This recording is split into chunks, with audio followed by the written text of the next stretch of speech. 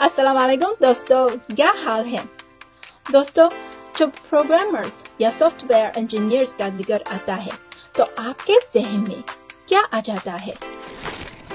زیادہ تنہا، elite class, coding یا پروفیشنل؟ آج میں کوڈنگ کی ایک نئی تعریف کرنے جا رہی ہوں۔ اگر اردو کی بات کروں میں کچھ کر سکتی ہوں، لیکن کوڈنگ مجھے اس حوالے سے زیادہ معلوم نہیں۔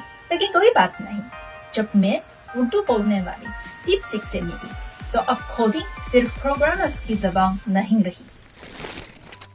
آج میں ڈیپ سیک کی مدد سے ایک کمپیوٹر گیم بناؤں گی۔ کیا آپ سیکھنا چاہتے ہیں؟ تو اگر تیار ہو جائیں ہم شروع کرتے ہیں۔ پہلا قدم، اصول ڈیزائن کریں۔ میرے شجرکاری کے گیم کے صرف 3 اصولوں ہیں۔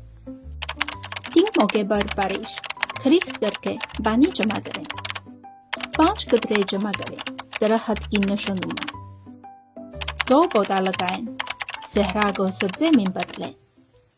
دوسرا سٹیپ، ڈیپ سیک کو اپنی خواہش بتائیں۔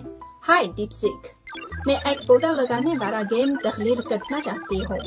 اصول یہ ہے۔ تیسرا قدم، کوڈ کاپی کریں، پیسٹ کریں اور رن بٹن دبائیں۔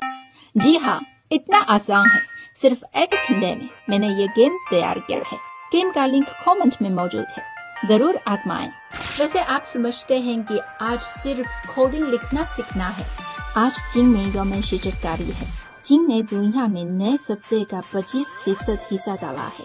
ہر عام شخص کا لگایا ہوا چھوٹا سا پودا صحراؤں کو سبز باغات میں بدل رہا ہے۔ اس دن کی مناسبت سے یہ گیم بنایا گیا ہے۔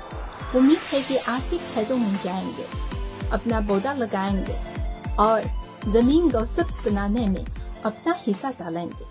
خصوصی نوٹ، گیم کھیلنے کے بعد اصلی درخت لگانا نہ بھولیں۔